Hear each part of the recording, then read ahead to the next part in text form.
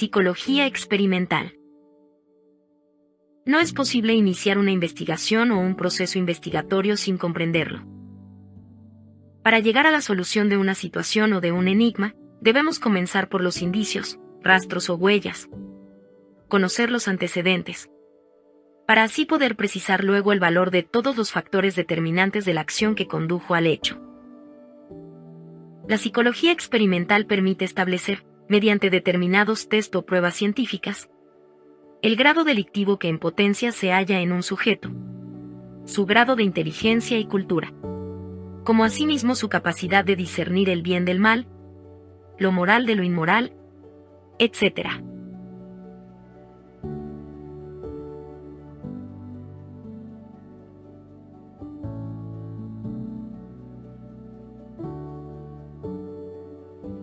Hacer una investigación, lograr éxito en una labor detectivesca, significa despejar incógnitas. Si es un robo, encontrar el autor. Si es un anónimo, determinar su cobarde remitente. Si estamos ante un crimen, establecer su autor o autores. Para lograr ese fin debemos comprender y explicar el valor de las incógnitas, teniendo en cuenta que es de gran ayuda y fundamental importancia establecer qué papel ha desempeñado.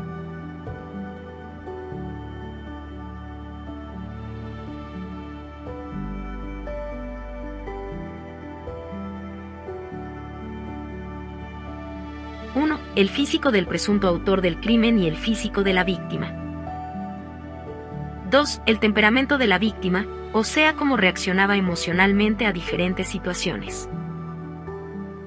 3. La inteligencia de la víctima y la inteligencia demostrada por el victimario. 4. El medio ambiente coadyuvante, o sea, el momento emocional colectivo. Puede ser que la acción haya transcurrido durante un incendio, una huelga, una guerra, revolución, crisis, un estado de miseria, un baile, un concierto, un match de box, etc. 5. El tipo medio de la reacción colectiva aplicable. Esto se refiere al comportamiento o respuesta promedio que se puede esperar de un grupo de personas en general, cuando enfrentan una situación determinada. 6. Existencia de complejos en la víctima. O sea, las ideas o sentimientos inconscientes que la afectaron negativamente en su autoestima, como sensación de culpa, de inferioridad, de persecución. Consideramos innecesario entrar en detalles sobre estos 6 factores, pues con su sola enunciación alcanza. Solución de enigmas. Para el detective sagaz, los enigmas no existen en conjunto y como unidad, pues estableciendo, aunque solo en parte, los 5 puntos siguientes, todo enigma queda reducido en definitiva a pequeñas incógnitas o vacíos que llenar de un todo. Los 5 enigmas a resolver son: primero, detalles y circunstancias del hecho a investigar. Segundo, antecedentes del mismo. Tercero, estudio de indicios, rastros o huellas. Cuarto, seleccionar las pistas que permitan al investigador llegar a la identificación del individuo. Y finalmente, quinto, fracasada la identificación, debemos tratar de conseguir o establecer qué indicios tenemos para lograrla. Agilidad mental. Se logra mediante la práctica de ciertos principios fundamentales, como ser, al ocurrirse una idea debe automáticamente pensarse en A. Las ideas que se contradicen con la primitiva. Por ejemplo, la idea primitiva de que un criminal siempre deje evidencia física visible, como huellas o sangre, se contradice con el conocimiento moderno de criminología. Hoy en día, pruebas invisibles como ADN, huellas digitales y perfiles psicológicos pueden ser cruciales, incluso si no hay huellas físicas evidentes en la escena del crimen. B. Las ideas que se integran o se complementan entre sí. Por ejemplo, en una escena del crimen, la evidencia física, huellas o ADN, el perfil psicológico del criminal y la evidencia digital, cámaras o registros telefónicos, se complementan entre sí. Juntas, estas pruebas vinculan al sospechoso, explican su comportamiento y confirman su presencia en el lugar de los hechos, fortaleciendo la investigación. C. Las ideas que se simplifican o que se anulan. Por ejemplo, un asesinato en un apartamento con una ventana rota indicaría que el perpetrador entró por ahí. Pero después de investigar, se descubre que la ventana ya estaba rota antes del crimen y que el asesino usó otra entrada. La ventana rota solo era una coincidencia que no tenía relación con el modus operandi del perpetrador. D. Las ideas que se interfieren. Por ejemplo, en una oficina, se encuentra un cuerpo con una computadora encendida y documentos desordenados. Inicialmente, esto sugiere un posible conflicto laboral o un robo de información. Sin embargo, la autopsia revela un corte en la cabeza y signos de lucha, lo que apunta a un ataque físico. La investigación descubre que el desorden y la computadora encendida eran distracciones.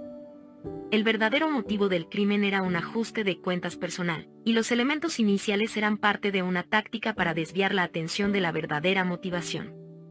E. Las ideas que se eliminan por el absurdo. Por ejemplo, en un jardín trasero, se encuentra un cadáver con huellas en la arena cerca del cuerpo. Inicialmente, se cree que las huellas podrían ser del asesino. Sin embargo, se descubre que las huellas son de niños que jugaron allí antes del crimen.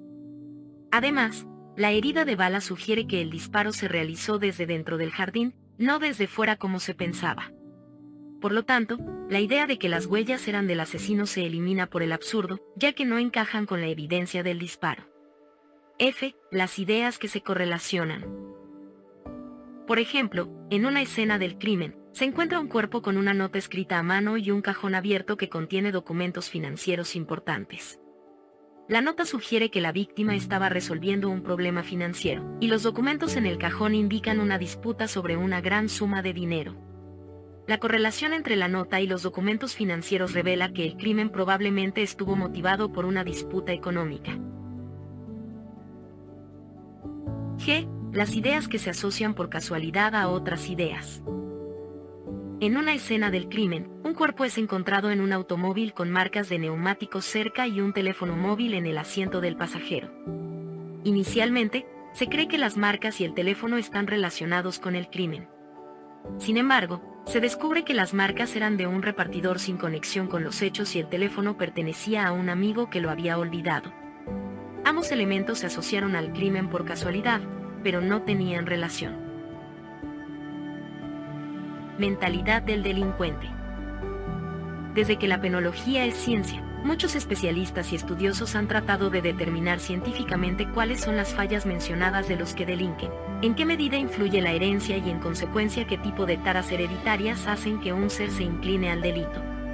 Otra de las preocupaciones de los psiquiatras ha sido el problema de la clasificación, o sea, la sistemática del delito. En este sentido hay múltiples trabajos de sumo interés, limitándonos en este curso a dar el esbozo de alguno de ellos. Se deben a César Lombroso, 1835 a 1909, denominado el padre de la criminología, los primeros estudios de ese campo.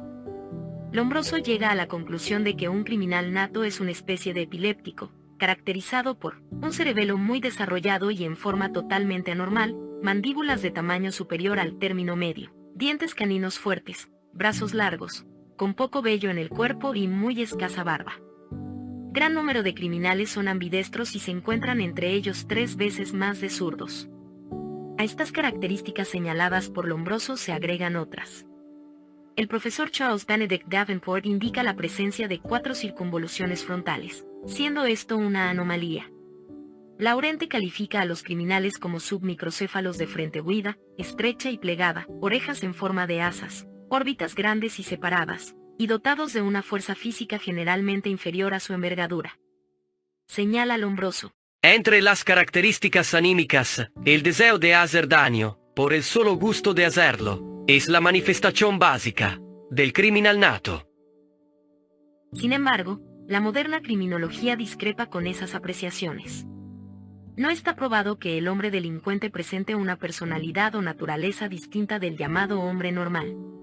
Muchos de los hombres de la tipología descrita por Lombroso como criminales característicos, realizan una vida ordenada y dentro de la ley, mientras que una elevada cantidad de criminales de la peor especie presenta signos morfológicos que encuadran dentro de lo que podemos considerar como perfectamente normales. La criminología fue avanzando y en una siguiente etapa postuló que el ser normal contiene, en germen, todas las tendencias de reacción, que al exagerarse conducen a diversos tipos de personalidades anormales. En la práctica es completamente imposible hallar una persona que no ofrezca algún rasgo psicopático o anormal. Dentro de los criminales se hallan con mayor frecuencia los tipos que a continuación describimos, pero dentro de los llamados hombres normales también es grande el número de individuos que presentan las características que describimos. Clasificación según la personalidad de base. Con relación a su reacción ante determinados estímulos se pueden distinguir los siguientes tipos. Mitomanía es un trastorno de la personalidad caracterizado por una tendencia patológica a mentir. El mitómano inventa historias por el deseo de recibir atención o aprobación, llegando a creerse sus propias mentiras. Este comportamiento no siempre está ligado a intenciones criminales, pero en algunos casos puede estar presente en delincuentes que falsifican realidades para evadir responsabilidades o manipular a los demás. Trastorno bipolar es un trastorno del estado de ánimo caracterizado por la alternancia entre episodios maníacos, euforia, hiperactividad, impulsividad y depresivos, tristeza, baja energía, falta de motivación. En casos de comportamiento delictivo, los episodios maníacos pueden estar asociados con conductas impulsivas o violentas, mientras que las fases depresivas pueden llevar a comportamientos autodestructivos. Es importante señalar que no todas las personas con trastorno bipolar tienen conductas criminales. Trastorno histriónico de la personalidad se caracteriza por un patrón de búsqueda de atención excesiva y una necesidad de ser el centro de atención. Los individuos con este trastorno pueden ser dramáticos, emocionales y seductores. Este comportamiento puede derivar en conductas delictivas cuando el individuo busca llamar la atención o impresionar a otros. En algunos casos, pueden usar su atractivo o capacidad de manipulación para cometer fraudes o engaños. Trastorno paranoide de la personalidad se caracteriza por una desconfianza persistente y generalizada hacia los demás. Las personas paranoides pueden creer que otros intentan dañarlas, lo que puede llevarlas a actos de agresión o venganza premeditada. Este perfil se asocia con comportamientos criminales en aquellos que interpretan erróneamente la realidad y actúan en respuesta a estas percepciones distorsionadas. Trastorno de personalidad explosiva se caracteriza por episodios de ira incontrolada y violencia desproporcionada ante estímulos mínimos. Las personas con este trastorno pueden ser peligrosas debido a su falta de control emocional y la agresividad que manifiestan en situaciones de estrés o frustración. Trastorno esquizoide de la personalidad. Estas personas son extremadamente introvertidas, emocionalmente distantes y prefieren la soledad. Aunque este tipo de personalidad no está directamente asociado con criminalidad, su desconexión con la realidad y falta de interés en las relaciones interpersonales pueden influir en comportamientos antisociales o delictivos, particularmente en individuos que presentan otros trastornos o sufren de psicosis. Trastornos del desarrollo intelectual. Estas personas con discapacidad intelectual presentan limitaciones en el funcionamiento intelectual y habilidades de la vida diaria. Dependiendo de la gravedad, pueden estar más vulnerables a la manipulación por parte de otros, pero no necesariamente tienen una predisposición hacia el comportamiento criminal. Los casos de personas con discapacidad intelectual involucradas en delitos suelen ser resultado de influencias externas o de no comprender completamente las consecuencias de sus acciones. Clasificación actual de tipos de criminales. 1. Criminales ocasionales. Criminalidad situacional. Descripción actual. Los criminales situacionales no tienen una tendencia inherente o habitual hacia el crimen, pero pueden verse impulsados a cometer delitos en situaciones específicas. Estas situaciones pueden surgir por presión externa, como la oportunidad, la necesidad o la coacción. En esta clasificación entran aquellos que cometen delitos por circunstancias que consideran transitorias, como crisis económicas, eventos personales o la falta de control en situaciones de alto estrés. Ejemplo: robos impulsivos por necesidad económica momentánea o delitos cometidos en medio de una pelea callejera. 2. Criminales con trastornos de personalidad, trastornos de personalidad antisocial o psicopatía. Descripción actual. En lugar de términos como criminales degenerados, hoy se reconocen mejor los trastornos de personalidad, como el trastorno antisocial de la personalidad o la psicopatía. Estos individuos pueden exhibir falta de empatía, impulsividad, manipulación y una tendencia a violar los derechos de los demás. Su comportamiento puede estar influido por factores genéticos y ambientales, no solo por patologías como el alcoholismo o infecciones como la sífilis. Ejemplo, criminales en serie que muestran ausencia de remordimiento y planificación meticulosa de sus crímenes. 3. Criminales con enfermedades mentales graves, criminales con psicosis. Descripción actual. En lugar de hablar de criminales alienados, la criminología moderna se refiere a individuos con trastornos psicóticos, como la esquizofrenia o trastornos delirantes, que pueden cometer delitos bajo la influencia de alucinaciones o delirios. Estos delitos no son premeditados y ocurren porque el individuo no es consciente de la realidad o tiene un juicio gravemente alterado. Ejemplo, delitos cometidos por personas que creen escuchar voces o están convencidas de que deben actuar según una idea delirante. 4. Criminales impulsivos, criminalidad impulsiva. Descripción actual. Los criminales impulsivos actúan sin premeditación, generalmente en respuesta a un estímulo inmediato o una fuerte emoción. Estas personas pueden tener trastornos del control de impulsos, lo que les lleva a actuar de manera agresiva o irracional. Aunque el trastorno explosivo intermitente y el comportamiento impulsivo se encuentran en esta categoría, no necesariamente están ligados a patologías hereditarias, como se pensaba antes. Ejemplo, agresiones físicas durante discusiones acaloradas o robos cometidos sin premeditación.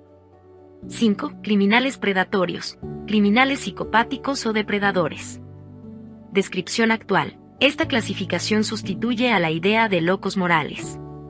Los criminales depredadores son aquellos que deliberadamente cazan a sus víctimas y disfrutan del control o el daño infligido.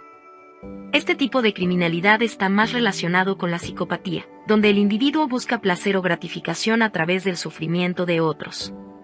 Ejemplo, asesinos en serie, abusadores sexuales o individuos que torturan a sus víctimas. 6. Criminales socioeconómicos o marginados, criminales de la exclusión social. Descripción actual. El enfoque moderno no estigmatiza a vagos y mendigos como criminales, sino que analiza el impacto de la pobreza, la marginación y la falta de oportunidades. Las personas que se encuentran en situaciones de exclusión social o pobreza extrema pueden recurrir al delito como un medio de subsistencia, pero no son criminales innatos. Esta categoría considera los factores estructurales y sociales que impulsan la criminalidad en contextos desfavorecidos. Ejemplo, robo o hurto cometido por personas en situación de calle o sin recursos. Enfoque actual. Hoy en día, los criminólogos y psicólogos forenses entienden que el comportamiento criminal surge de una interacción compleja de factores biológicos, psicológicos, sociales y ambientales.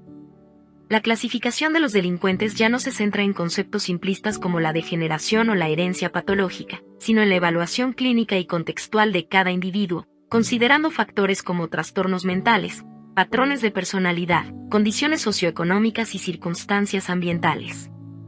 Esta nueva clasificación busca entender el crimen desde una perspectiva biopsicosocial, considerando tanto la predisposición genética como las influencias del entorno y los trastornos mentales en el desarrollo de conductas delictivas. Reflexiones acerca de las averiguaciones que se proponga realizar el detective.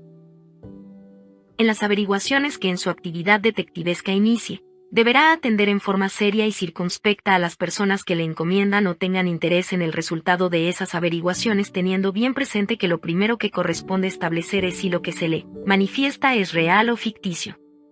Si en el relato que se le haga para precisar los motivos del hecho determinante de la averiguación, surge claro y con nitidez el propósito que le guía o si por el contrario da lugar a pensar en otro fin oculto. En resumen, hay que entender bien qué es lo que se quiere hacer y con habilidad y discreción asegurarse que a nuestro mandante lo guía a un fin noble, honorable y que no lo desvía la ofuscación o el deseo de venganza hasta el punto de pretender engañar al propio investigador. Trate de reunir el mayor número de antecedentes posibles. No olvide en ningún momento que a usted recurren para establecer una verdad y las verdades las más de las veces no son evidentes sino que deben ser probadas. De ahí la enorme importancia de la prueba en toda la tarea de investigación. Para lograr la prueba tenga en cuenta que una vez constituido en el lugar del hecho debe: primero, observar los sitios, objetos e instrumentos atentamente antes de que sean alterados. Segundo, no desatender ningún detalle por pequeño que parezca. Tercero, determinar primordialmente las circunstancias de tiempo, lugar y modo de realización de los hechos. Fundamental es precisar, si es posible al minuto, la hora de los acontecimientos. Cuarto, Si algo se le dice o muestra, trate de comprobar la exactitud de lo dicho y la intención que lo mueve a quien lo manifiesta.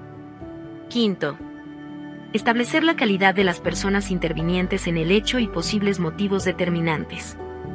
La forma de hacer averiguaciones sobre el terreno tiene muchísima importancia, como se verá en el desarrollo del capítulo de interrogatorios.